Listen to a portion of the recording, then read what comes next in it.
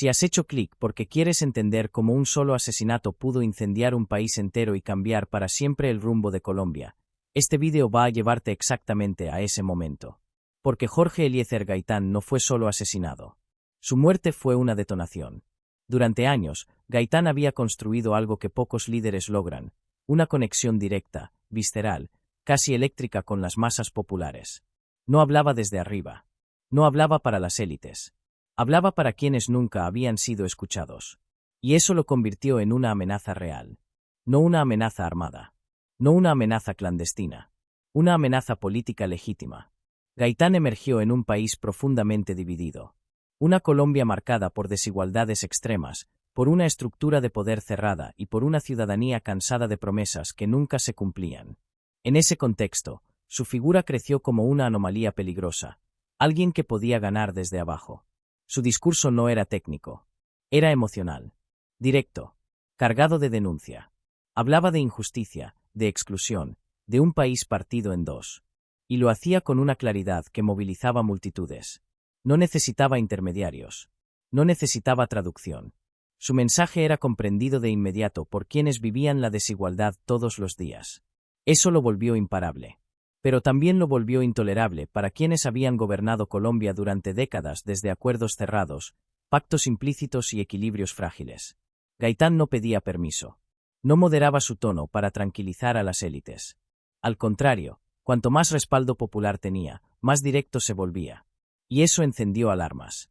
Jorge Eliezer Gaitán no representaba solo un cambio de gobierno. Representaba un cambio de reglas. La posibilidad de que el poder dejara de circular únicamente entre los mismos grupos de siempre. La posibilidad de que la política dejara de ser un asunto exclusivo de las élites. En términos históricos, eso es explosivo. Gaitán hablaba del país nacional contra el país político. Una división que caló profundamente en la conciencia colectiva. Porque ponía nombre a algo que muchos sentían pero no podían expresar. Y cuando un líder logra nombrar el malestar, ese malestar deja de ser difuso. Se vuelve acción. Las plazas se llenaban. Las multitudes lo seguían. Su figura crecía más allá de los partidos tradicionales. Y con ese crecimiento, también crecía el miedo de quienes veían amenazado su control. Gaitán no era un radical armado. Eso era lo más inquietante. Era una alternativa viable. Su ascenso no dependía de la violencia, sino del voto, de la movilización popular, de la legitimidad. Y eso hacía imposible descalificarlo fácilmente. No era un enemigo externo. Era una fuerza interna con apoyo masivo. En sistemas políticos cerrados, eso es lo más peligroso que puede existir. A medida que se acercaba la posibilidad real de que llegara al poder, el clima se volvió más tenso. No necesariamente en público, pero sí en los pasillos del poder. Gaitán ya no era solo un líder popular. Era una amenaza concreta al orden establecido. Y cuando una figura política concentra tanto apoyo popular en un contexto tan polarizado, el riesgo se dispara. La historia demuestra que esos momentos son frágiles. Que basta un evento para que todo se descontrole. Y en el caso de Gaitán, ese evento llegó de la forma más brutal posible. Pero antes de ese disparo, antes del caos, antes del fuego, hay que entender por qué su figura generaba tanta pasión y tanto odio. Porque no todos lloraron su muerte por las mismas razones. Y no todos temían su vida por lo mismo. En el siguiente bloque vamos a profundizar en por qué Jorge Eliezer Gaitán se convirtió en una amenaza real para el sistema, cómo fue creciendo la tensión a su alrededor y por qué, cuando cayó, el país entero estaba al borde de la explosión. Porque hay asesinatos que matan a una persona. Y otros que liberan una furia contenida durante años. Para comprender por qué la muerte de Gaitán desató una furia inmediata y descontrolada, hay que entender primero el nivel de tensión que se había acumulado antes del disparo. Colombia ya estaba al límite. La polarización no era retórica, era social, económica y emocional. Gaitán no solo denunciaba desigualdades, las convertía en identidad política. Hablaba a quienes habían sido excluidos sistemáticamente y les decía, sin rodeos, que su marginación no era un accidente, sino el resultado de un sistema diseñado para mantenerlos fuera.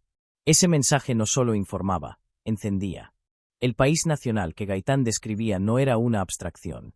Tenía rostro, barrio, oficio.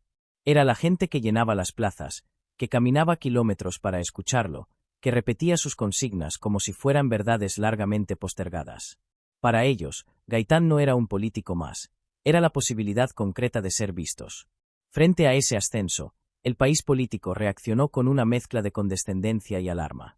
Durante un tiempo, se intentó minimizar su impacto, presentarlo como un fenómeno pasajero, una efervescencia emocional que se apagaría sola. Pero no se apagó. Creció. A medida que el respaldo popular se hacía evidente, el tono de la reacción cambió. El escepticismo dio paso a la preocupación. Y la preocupación, al cálculo. Gaitán empezó a ser percibido como un factor desestabilizador del orden vigente. No por sus propuestas técnicas, sino por su capacidad de movilización. La tensión se filtró en todos los niveles. En los debates públicos, en la prensa, en los corrillos políticos, en las conversaciones privadas. Se hablaba de Gaitán como de alguien que había ido demasiado lejos. Alguien que agitaba pasiones peligrosas. Alguien que podía incendiar al país. La ironía es que ese lenguaje anticipó exactamente lo que ocurriría después. Gaitán no llamaba a la violencia. Eso es crucial. Su discurso era confrontacional, sí, pero se mantenía dentro de los márgenes de la acción política. Apostaba por la movilización, por la presión social, por la legitimidad electoral. Precisamente por eso resultaba tan inquietante. No había una excusa clara para detenerlo. En ese contexto, la seguridad alrededor de su figura se volvió un tema delicado. Su cercanía con la gente, su costumbre de caminar entre multitudes, su rechazo a los protocolos rígidos, lo hacían vulnerable. Pero también reforzaban su imagen de líder auténtico. Reducir esa cercanía habría significado traicionar su esencia política. Mantenerla implicaba asumir riesgos crecientes. La ciudad de Bogotá era un hervidero. Los rumores circulaban. Las pasiones estaban a flor de piel. Los discursos se volvían más duros. Los bandos más nítidos. Todo indicaba que el país se acercaba a un punto de no retorno. Y aún así, nadie parecía dispuesto, o capaz, de descomprimir la tensión. La posibilidad de un triunfo gaitanista se percibía como una amenaza existencial para sectores que habían dominado la política durante décadas. No porque temieran una dictadura, sino porque temían perder el control del juego. Temían que las reglas cambiaran sin su consentimiento. Ese temor, cuando no se gestiona políticamente, suele transformarse en parálisis o en reacciones extremas. La historia muestra que los momentos previos a grandes estallidos suelen estar marcados por una falsa normalidad. Todo parece seguir su curso, mientras por debajo se acumula una presión inmensa. Así estaba Colombia en los días previos al asesinato. Gaitán seguía con su agenda. Sus seguidores seguían movilizados. Sus detractores seguían inquietos. El sistema seguía sin ofrecer una salida institucional que canalizara el conflicto. El choque era inevitable. Lo que nadie sabía era cómo, ni cuándo. El asesinato no solo interrumpió una vida. Interrumpió un proceso político que estaba en pleno desarrollo. Y al hacerlo de forma abrupta y pública, dejó a millones de personas sin una referencia clara. Sin liderazgo. Sin contención. La reacción no fue racional. Fue visceral. Porque cuando una esperanza colectiva se corta de manera violenta, la respuesta suele ser proporcional al nivel de ilusión acumulada. Y en el caso de Gaitán, esa ilusión era enorme. En el siguiente bloque vamos a entrar en el momento exacto del asesinato, cómo ocurrió, quién fue señalado, y por qué desde el primer minuto el crimen estuvo rodeado de confusión y versiones contradictorias. Porque hay disparos que no solo matan a un hombre.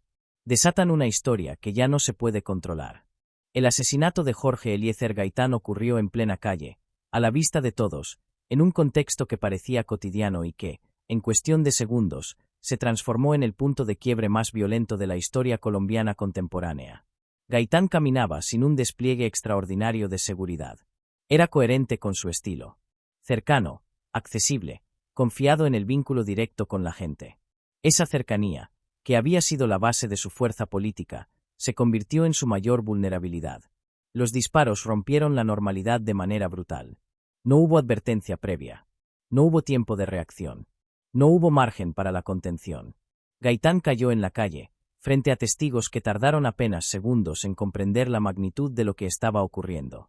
La noticia se propagó de forma caótica. No a través de comunicados oficiales, sino por gritos, carreras, rumores que se expandían más rápido que cualquier intento de control. La multitud reaccionó de inmediato. El presunto agresor fue señalado, perseguido y linchado en cuestión de minutos. Ese hecho, en sí mismo, selló una parte fundamental del misterio. Porque al morir el supuesto autor material sin un proceso judicial, se perdía la posibilidad de una investigación completa, de un interrogatorio, de una versión contrastable. La violencia se retroalimentó. El asesinato no produjo silencio. Produjo furia.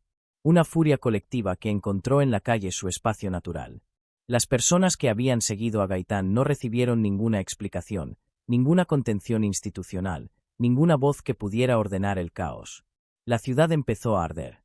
Lo que siguió fue una explosión social sin precedentes. Comercios saqueados, edificios incendiados, enfrentamientos espontáneos, destrucción masiva. Bogotá se transformó en un escenario de violencia descontrolada en cuestión de horas. El asesinato había sido la chispa. El bogotazo fue el incendio. Las autoridades quedaron desbordadas. Los mecanismos de control colapsaron. No había un plan para contener una reacción de esa magnitud. El Estado perdió el monopolio del orden en tiempo real. Y eso tuvo consecuencias inmediatas.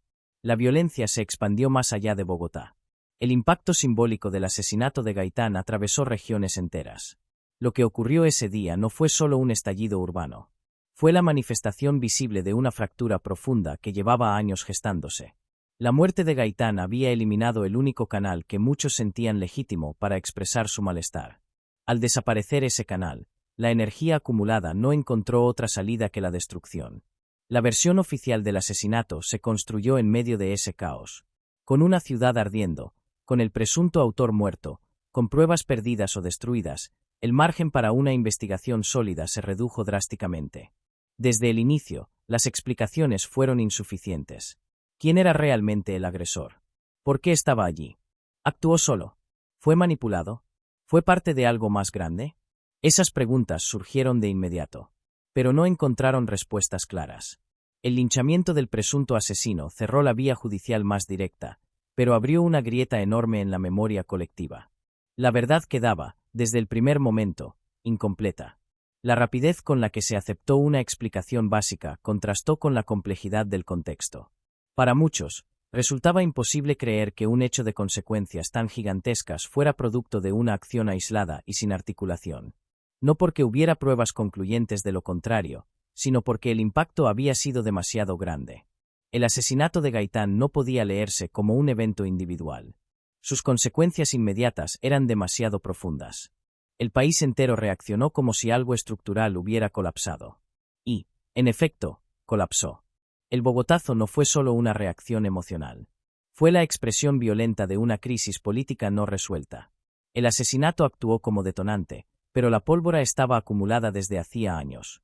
La destrucción no fue dirigida por una organización centralizada. Fue espontánea, desordenada, caótica. Precisamente por eso, tan difícil de contener. El Estado no tenía a quién negociar, a quién calmar, a quién responsabilizar. La ciudad ardía mientras el país intentaba comprender qué había ocurrido. La muerte de Gaitán había roto el frágil equilibrio que sostenía a Colombia. Y ese equilibrio no volvería a ser el mismo. En el siguiente bloque vamos a analizar el bogotazo en profundidad, cómo se desarrolló, por qué la violencia se expandió tan rápido y de qué manera ese estallido marcó el inicio de una etapa histórica de violencia prolongada. Porque hay asesinatos que no terminan con la muerte de una persona. Empiezan con ella. El bogotazo no fue un estallido breve ni contenido. Fue una ruptura total del orden social en cuestión de horas. Lo que comenzó como rabia espontánea se transformó rápidamente en una violencia desbordada que el Estado no supo, ni pudo, controlar. Bogotá se convirtió en un escenario de destrucción masiva. Las calles dejaron de responder a cualquier autoridad reconocible. La policía fue superada. Las comunicaciones colapsaron. El fuego se volvió símbolo y método. Edificios públicos, comercios, tranvías y sedes institucionales ardieron mientras la ciudad se sumía en un caos absoluto. Pero reducir el bogotazo a vandalismo sería una lectura simplista. Lo que ocurrió ese día fue la liberación de una tensión social acumulada durante décadas. El asesinato de Gaitán fue interpretado por amplios sectores populares como una confirmación brutal de que el sistema no estaba dispuesto a permitir un cambio real. La violencia no fue organizada, pero sí profundamente simbólica. La destrucción apuntó, de forma intuitiva, a símbolos del poder, de la riqueza, del orden establecido. No había consignas claras, pero había un mensaje: el pacto social había colapsado. El Estado reaccionó tarde y mal. Las decisiones fueron improvisadas. No existía un protocolo para contener una insurrección urbana de esa magnitud. La ausencia de liderazgo político fue evidente. Nadie logró ocupar el vacío dejado por Gaitán en el momento crítico. Ese vacío fue determinante.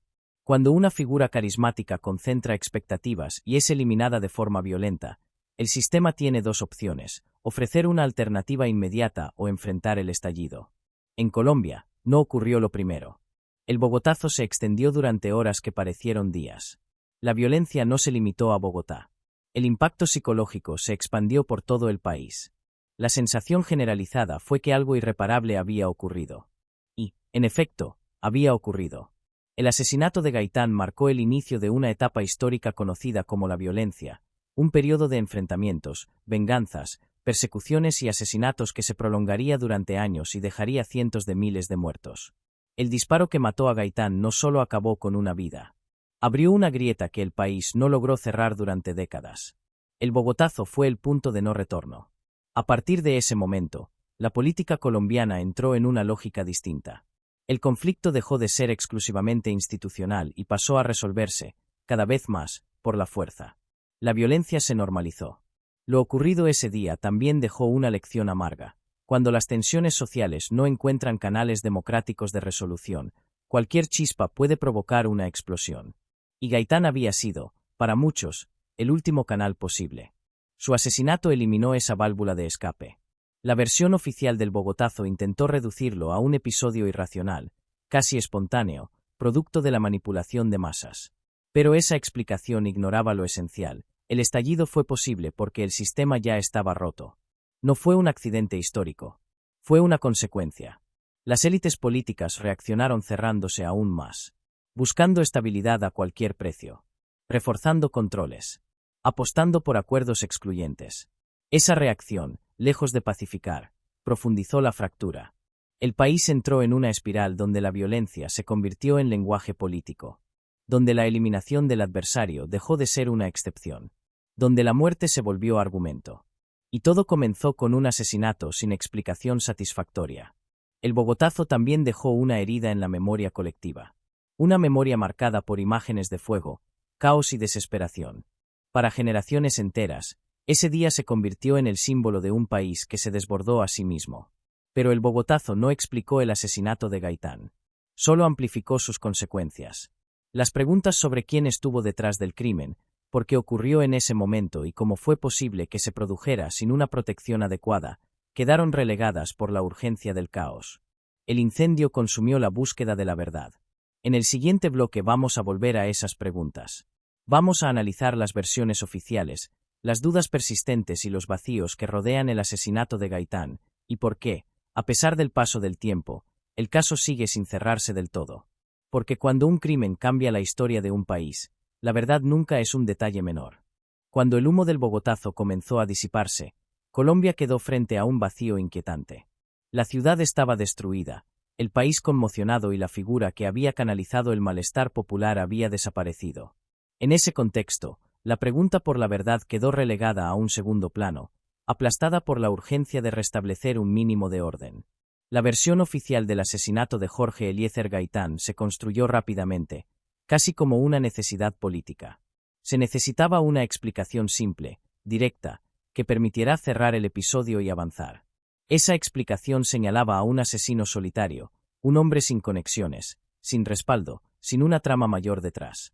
Pero esa narrativa nunca logró asentarse del todo. Desde el primer momento, hubo inconsistencias.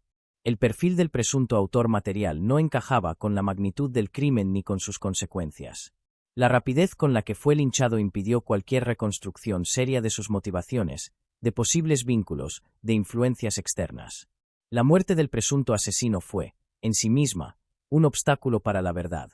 Sin interrogatorio, sin juicio, sin contraste de versiones, el caso quedó mutilado desde su origen. La investigación se vio obligada a avanzar sobre un terreno incompleto, lleno de suposiciones y vacíos imposibles de llenar. A eso se sumó el caos del Bogotazo. Pruebas perdidas, escenas alteradas, testigos confundidos o desaparecidos. En un contexto de destrucción masiva, la preservación de evidencias fue prácticamente imposible. La verdad se quemó junto con la ciudad. Con el paso de los años, surgieron múltiples teorías. Algunas apuntaban a conspiraciones internacionales, otras a intereses internos, otras a manipulaciones políticas más amplias. Ninguna logró imponerse con pruebas definitivas, y esa ausencia de certeza alimentó aún más la duda. Es importante entender algo: la persistencia de las teorías no se debe solo a la imaginación colectiva. Se debe a la fragilidad de la explicación oficial. Cuando una versión no convence, el espacio lo ocupan las preguntas. Y en el caso de Gaitán, las preguntas eran demasiadas. ¿Por qué la seguridad era tan laxa alrededor de un líder tan expuesto? ¿Por qué el presunto asesino actuó en un lugar tan visible? ¿Por qué no hubo una investigación capaz de cerrar el caso con solidez? Las respuestas nunca fueron satisfactorias. El Estado optó por priorizar la estabilidad. Necesitaba cerrar filas, reconstruir instituciones, evitar que el país se desangrara aún más. En ese proceso, la verdad pasó a ser secundaria. No porque no importara, sino porque se la percibía como un riesgo adicional. Reabrir el caso implicaba reabrir heridas, señalar responsabilidades más amplias, cuestionar estructuras de poder.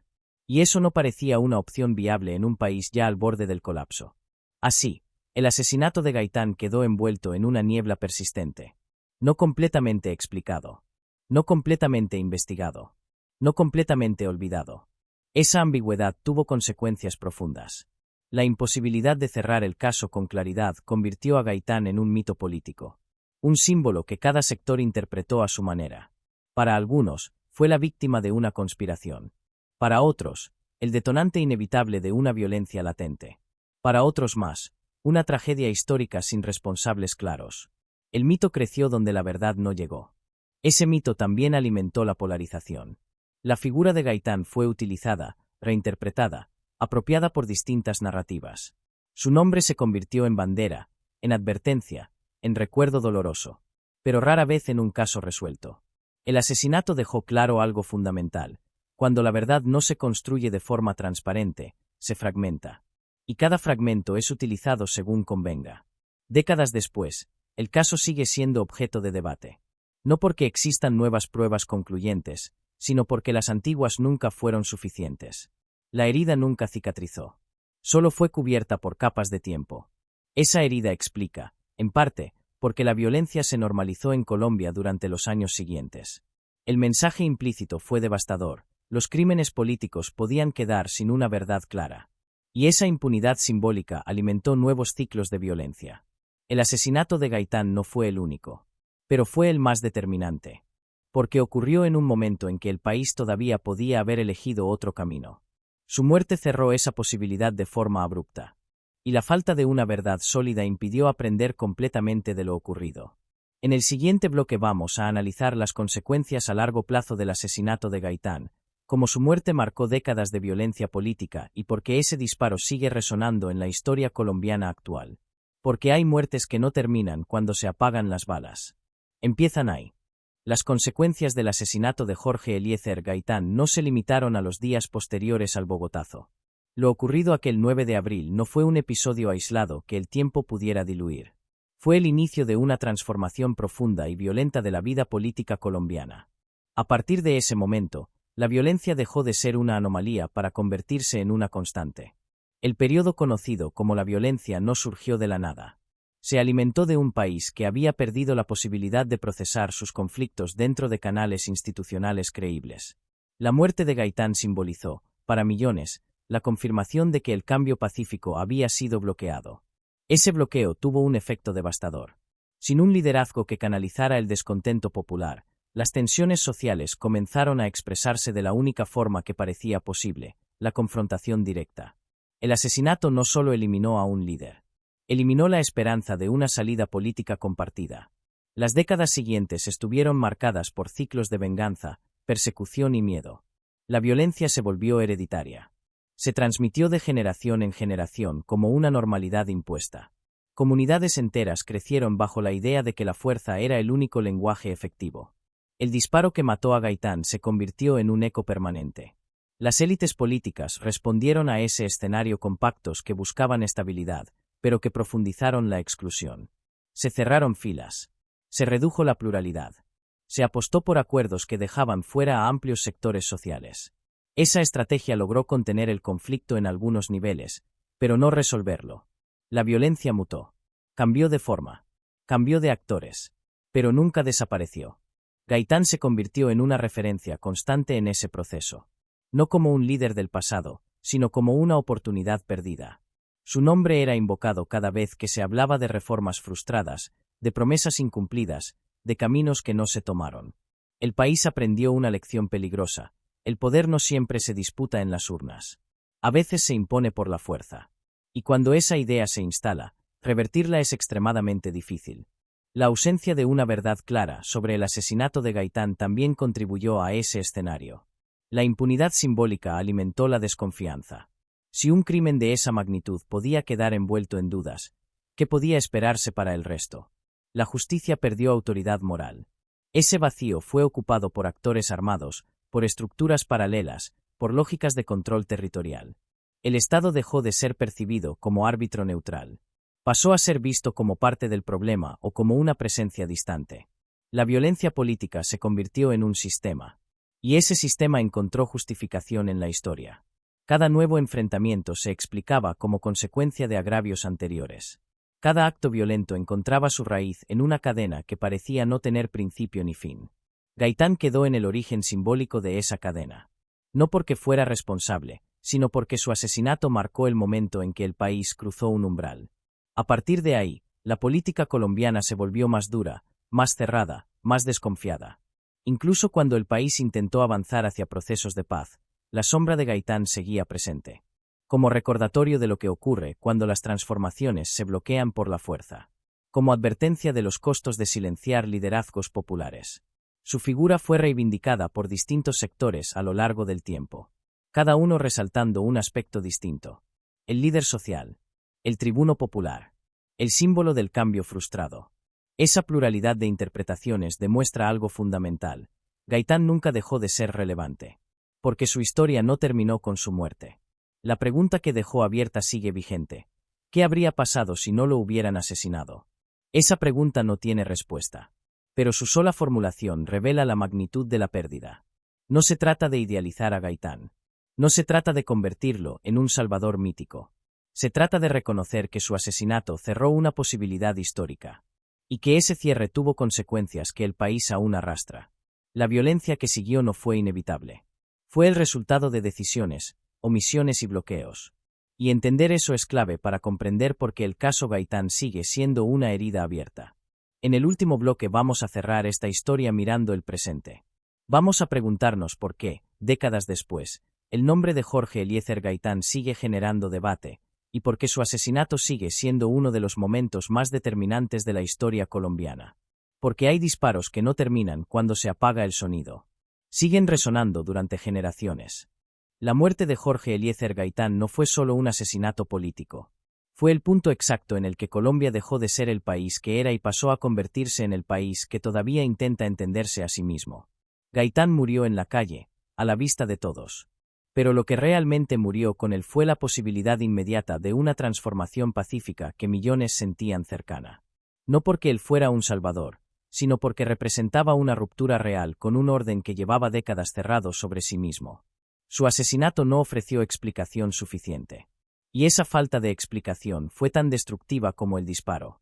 Porque cuando una sociedad pierde la fe en que la verdad pueda ser conocida, empieza a aceptar la violencia como lenguaje. Empieza a normalizar el miedo. Empieza a justificar lo injustificable. El Bogotazo fue la expresión inmediata de esa pérdida. Pero la violencia fue su consecuencia prolongada. Una cadena de enfrentamientos que no nació de la nada, sino de una herida que nunca fue cerrada con verdad, justicia y responsabilidad clara. El caso Gaitán quedó atrapado en una paradoja histórica. Fue demasiado grande para ser olvidado, pero demasiado incómodo para ser explicado por completo. Y en ese espacio ambiguo creció el mito, la duda, la polarización. No se trata de afirmar una conspiración definitiva. Se trata de reconocer una verdad incómoda. El país nunca recibió una explicación capaz de sostenerse frente al impacto del crimen. La versión oficial no calmó a las masas. Las investigaciones no cerraron las preguntas. El tiempo no borró la herida. Décadas después, el nombre de Gaitán sigue apareciendo cada vez que Colombia habla de violencia política, de oportunidades perdidas, de reformas truncadas. Su figura funciona como un espejo incómodo que devuelve una pregunta persistente. ¿Qué ocurre cuando un país elimina a quien canaliza su esperanza? La respuesta está escrita en la historia posterior. Un país que ardió. Un país que se fragmentó. Un país que aprendió a convivir con la violencia como si fuera inevitable. El asesinato de Gaitán no explica por sí solo todo lo que vino después, pero sí marca el momento en que muchas alternativas quedaron clausuradas. El momento en que la política dejó de ser, para amplios sectores, un camino confiable. Por eso su muerte no es solo un recuerdo. Es una advertencia. Advierte sobre el costo de bloquear cambios legítimos. Advierte sobre el peligro de ignorar tensiones sociales profundas. Advierte sobre lo que ocurre cuando el poder responde al desafío con violencia o negligencia. Gaitán no necesitaba armas para ser peligroso. Le bastaba la palabra. Y eso, para muchos, era intolerable. Tal vez nunca sepamos toda la verdad sobre quién estuvo detrás de su asesinato. Tal vez algunas piezas se hayan perdido para siempre en el caos del Bogotazo. Pero hay algo que sí quedó claro. Un solo disparo fue suficiente para cambiar el destino de un país entero. Y mientras Colombia siga preguntándose por su historia de violencia, por sus ciclos de odio y por sus oportunidades frustradas, el nombre de Jorge Eliezer Gaitán seguirá apareciendo. No como nostalgia, no como mito vacío, sino como recordatorio. Porque hay muertes que no terminan cuando el cuerpo cae. Empiezan ahí.